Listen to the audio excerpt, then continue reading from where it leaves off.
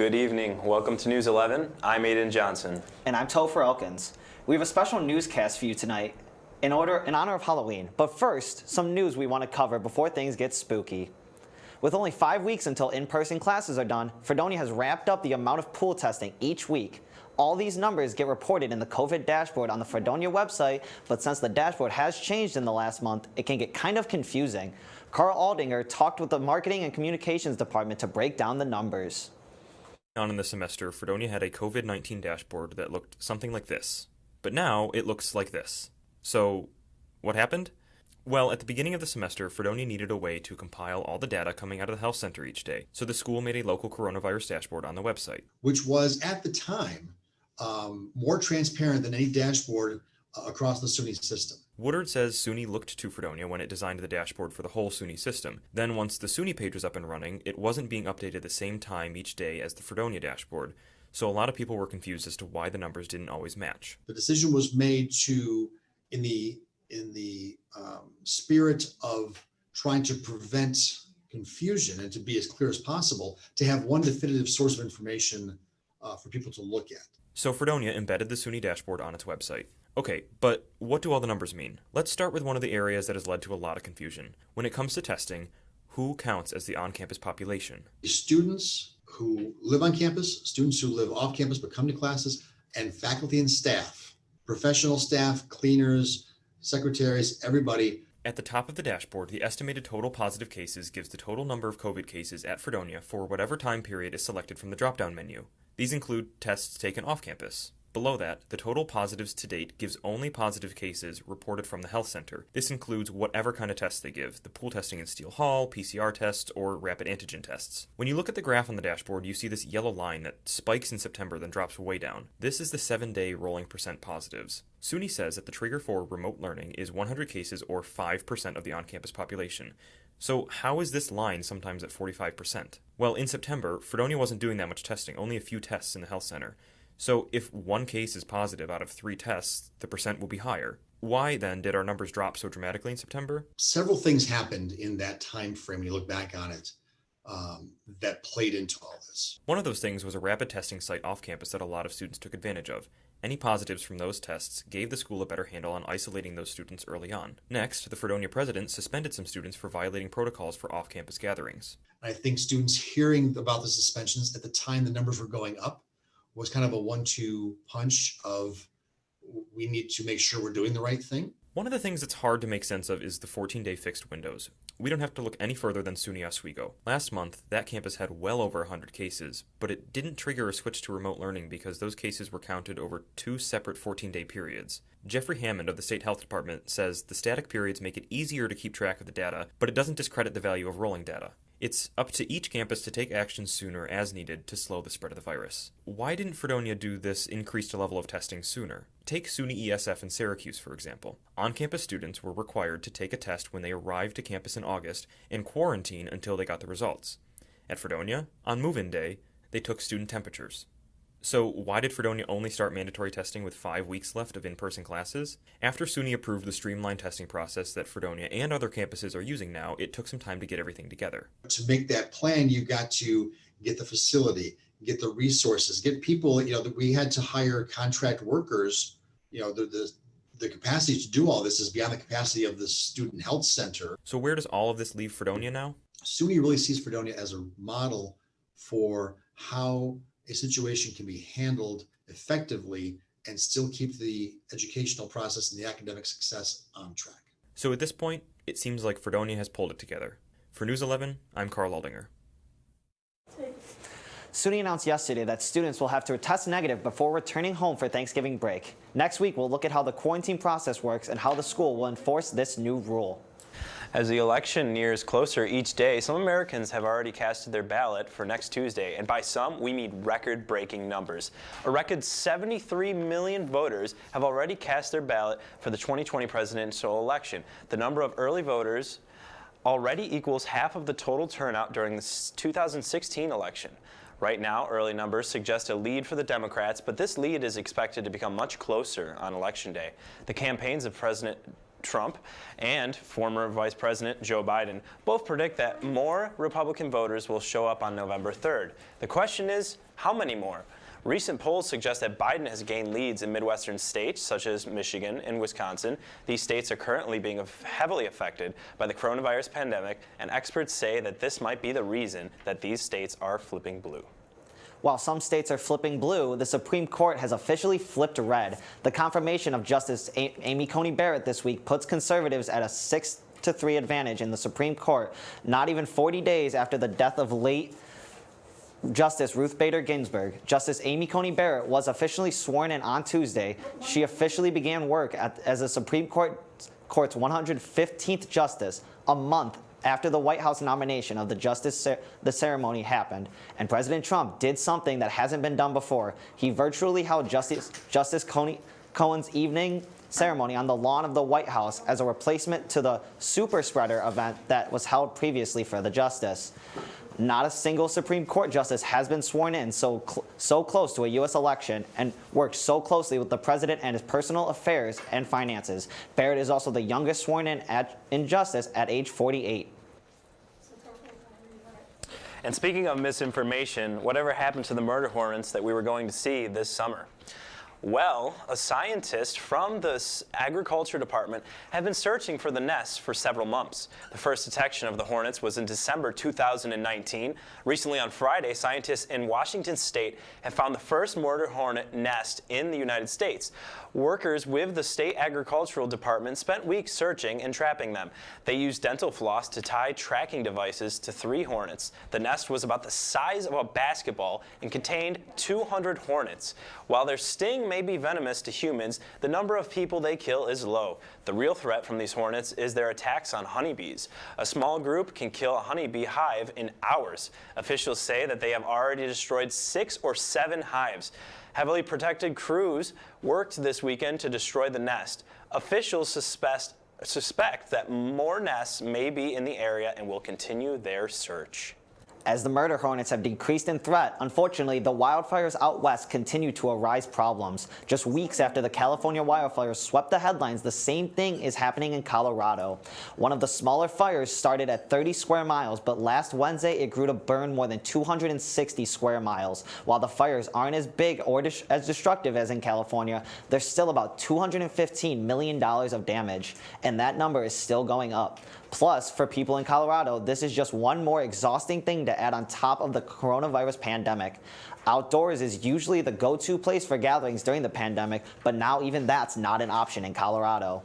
Last week, a 400-plus page deposition on Ghislaine Maxwell was finally unsealed and released to the public after being taken and kept under lock since 2016. Although she's been in prison since July, Maxwell's lawyers have been fighting to keep the deposition sealed, as back then they felt that having the transcript of the deposition revealed would hinder her ability to a fair trial. However, they lost. The deposition was taken as a part of a lawsuit by Virginia Griffith. Griffith had accused both Epstein and Maxwell of abusing her in a sex trafficking ring. The deposition went on for 7 hours back in 2016. During that time, Maxwell was questioned about her relationship with Epstein and her involvement about sexually abusing and trafficking young girls. However, most of the deposition consists of Maxwell denying anything relatively shady in relation to Epstein or others. In some parts of the deposition, there are a few redacted names. Many believe that one of the names that was redacted was Prince Andrew's, as there is evidence that they were in contact via email threads and phone calls. In recent years, Prince Andrew has hidden from the spotlight and any royal duties since having a weary interview where he spoke highly of Epstein and others related. When we come back, COVID strikes European countries for a third strike, and tossing coins in the fountain will be no more in Europe. We'll be right back.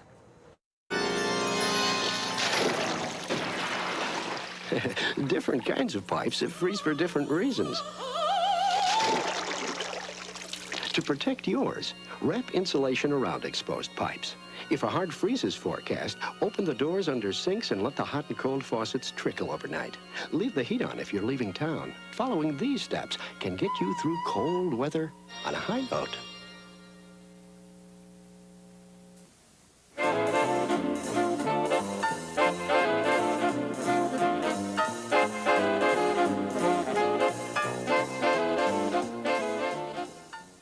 During World War II, recycling was a way of life on the home front. Rubber, tin cans, cooking grease, paper, scrap iron, those and many more items were recycled for the war effort. It was a time of crisis. The nation desperately needed new sources of raw materials. Millions of Americans were united in a common cause. Today we face a crisis no less real, but of another sort. A solid waste crisis that can no longer be ignored. We are simply running out of places to put our garbage. With your help, we can meet this new challenge as well. Source separation and recycling will save valuable space in our landfills and help protect our drinking water and the air we breathe. Together, we Americans can win the war against waste. Start recycling today. A new ruling from Poland's constitutional court has banned almost all abortions except for the cases of rape, incest, or to protect the mother's life. Poland's abortion laws were already among the strictest in Europe. An estimated 100,000 women seeked to get an abortion out of their country to avoid the restrictions. Bishops and Catholic groups pushed for the stricter laws. Ultimately, the court's decision was based on a legal challenge from early last year from the Law and Justice Party. It was against the 1992 law that permitted abortion in cases of severe fatal disabilities. On Friday, multiple protests were held in Poznan, Warsaw, Wrocław, and Krakow. The Council of Europe's Commissioners for Human Rights said, quote, "It marked a sad day for women's rights," end quote. A Brazilian volunteer in a vaccine trial for COVID-19 has died. The vaccine was developed by Oxford University and AstraZeneca. Oxford says the trial will continue, and AstraZeneca didn't comment. Reuters say that someone familiar with the situation confirmed that the trial would have been suspended if the person had received the COVID-19 vaccine. This suggests that the person who died was part of the control group that got a meningitis shot. The race is on around the world to produce a working vaccine. President Trump, he claims that the U.S. will have hundreds of millions of doses ready by the next year. And after he said the military would help distribute them, the Defense Department says it will have a logistics-only role. China is also rushing to get a vaccine out there, with 4 of them in stage 3 trials. Well, all of this about a vaccine in our near future makes me wonder, what's going on with the weather this Halloween weekend? Kevin Syracuse is back to talk to us about what's going on. So how's it going, Kevin? I'm doing good. The weather hasn't been the best as of late. It was raining all last week, raining this week. Agreed, Today, yeah. It's going to rain tomorrow. But as for the weekend, we will not see our first snowfall on Friday as originally predicted, but it will be cold as highs will only reach 41 degrees. Saturday, Halloween, will be the best day out of the 3 as it'll be sunny and 49. But then the rain will be back on Sunday morning, and then that'll turn into a rain-snow mix later throughout the day and into Monday morning, and we'll have an accumulation of 1 to 3 inches. And then also we will be experiencing wind gusts anywhere from 30 to 40 miles per hour. So with that now, we are tossing over to Dee for sports. And Dee, just like we've seen some crazy weather, crazy sports as of late, and what a crazy finish to the World Series last night. I cannot believe that Kevin Cash decided to pull Blake Snell like that. Yeah, well, we're not even going to get to talk about baseball today. We just have to talk about football. So We'll have to save that for Sports Hour Monday. yes, we will have to save it. So Week 7 has concluded, and the Buffalo Bills are still in first place in the AFC East after defeating the New York Jets 18-10 on Sunday in the Meadowlands. Josh Allen completed 30 of 43 attempts for 307 yards while adding 61 rushing yards. The Bills' defense sacked Sam Darnold 6 times, intercepted him twice, and held the Jets to 4 total yards in the second half. Darnold finished 12 of 23 for 120 yards. The Jets are still winless this season as they drop to 0-7, while the Bills move to 5-2 and will face the 2-4 Patriots Sunday in Orchard Park. However, the Pittsburgh Steelers are now the only undefeated team in the NFL after defeating the Tennessee Titans 27-24 on Sunday to move to 6-0 and remain in the first place in the AFC North Division. At the end of the Week 7, the first place teams of the AFC side are the Bills, Steelers, Titans, and the Kansas City Chiefs, and the first place teams on the NFC side are the Philadelphia Eagles, Green Bay Packers, Tampa Bay Buccaneers, and the Seattle Seahawks. And that's it for your sports and weather this evening. We'll be right back for our spooky segment on tonight's episode.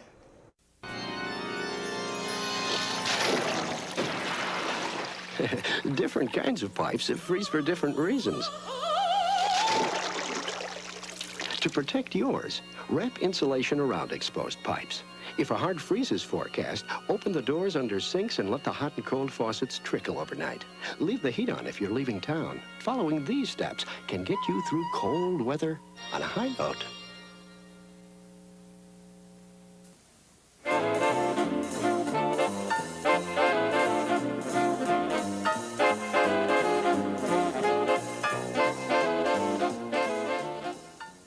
During World War II, recycling was a way of life on the home front.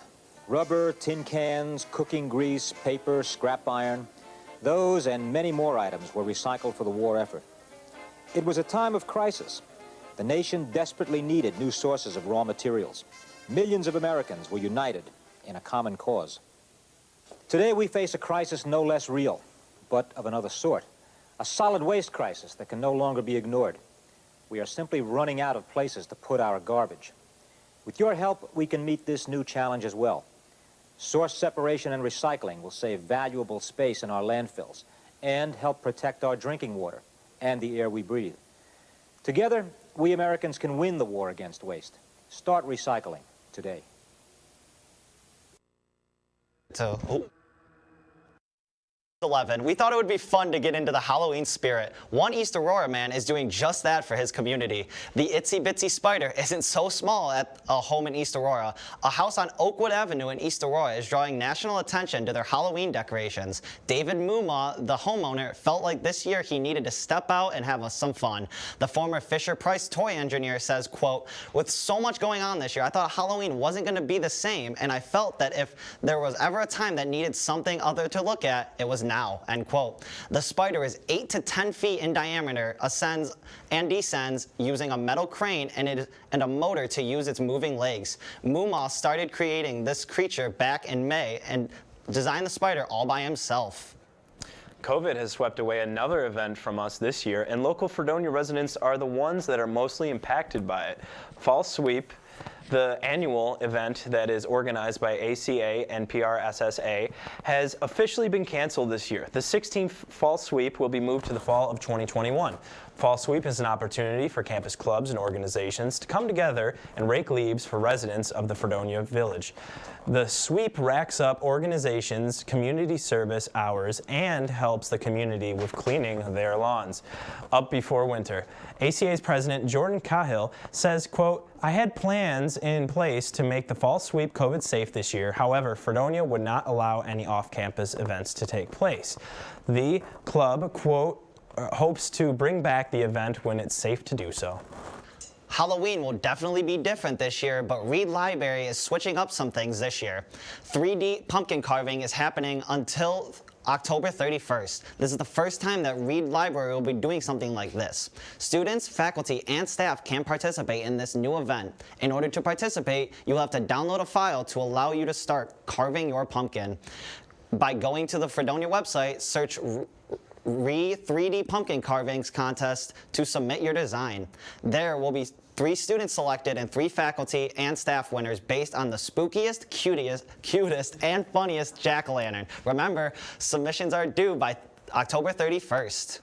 Buffalo Mayor Byron Brown is urging Buffalo residents to be safe this Halloween by avoiding door-to-door trick-or-treating and celebrating with alternative activities that follow CDC recommendations for reducing the spread of COVID-19.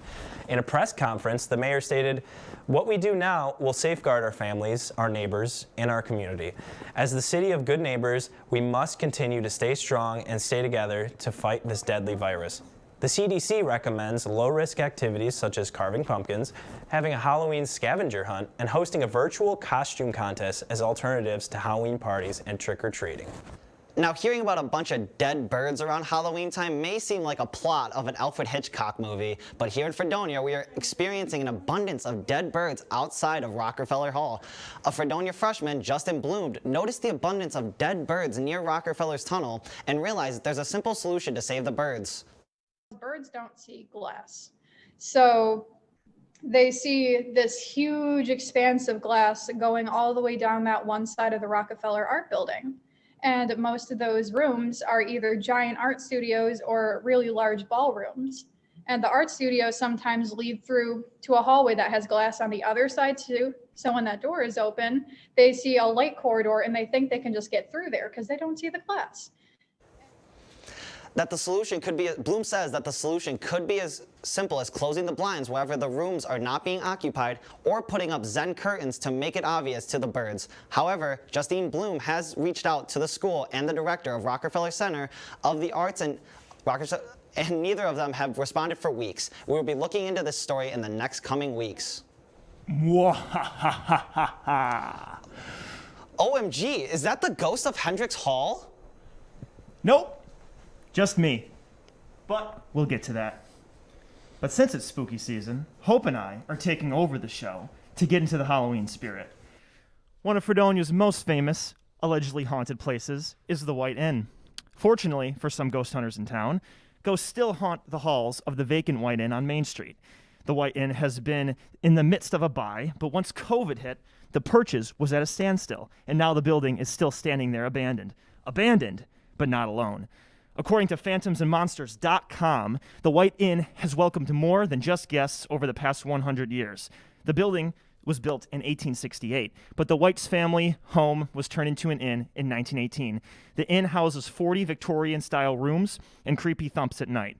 It is supposed that room 272 is haunted by the ghost of Jack Maloney and his wife's ghost after he murdered her and committed suicide during a night stay.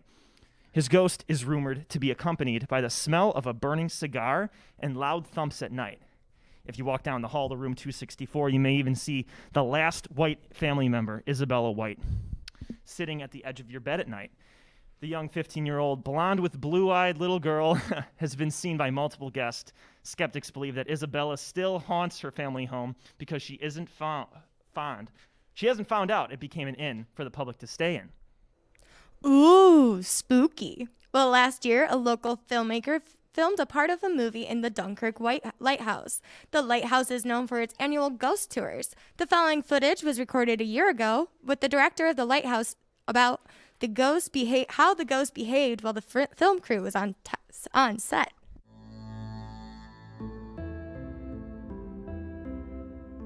The little girl actress in the movie, her name is Kaylin, and the first day that they were in the house here filming, they were going to film in the tower, and they were doing their costumes upstairs, and they were doing their makeup up in the rooms upstairs in the house. And she came out towards the end of the day, and she said, "Dave, can you get the ghost to stop touching me?"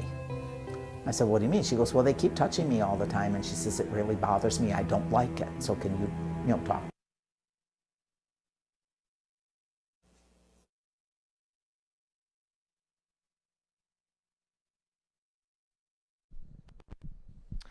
Well, you don't have to go all the way downtown. All right. You do not have to go all the way downtown or go to Dunkirk to experience the spirits. You might even be living in one of the haunted buildings right now. There's been a legend that both Igo Hall and Hendricks Hall, which is where we are standing right now, both haunted. We've contacted the RD of Igo Hall, Megan Hanrahan, to see if she's witnessed anything out of the ordinary. She told us, quote, "I have not had any weird or spooky experiences while I've lived in Igo. I think the only reason why people say Igo is haunted is because it was named after a student who used to go here but tragically drowned in Lake Erie." End quote. Igo is just next door, which means Hendricks Hall is supposedly haunted as well. We reached out to our past WNYF members who were spooked by this ghost themselves. Now, have you guys ever felt anything down here at all? I have not. Oh, well. I haven't either. Probably just a story then. Well, It's about time. yeah. Who knows? Well, that does it for us here. I hope that we spooked you. Thanks for everyone helping out to put this spooktacular show together. Hope and Ryan will be back next week with more news about the election. Until then, good night. Happy Halloween. Have a great Halloween, everybody. Oh my.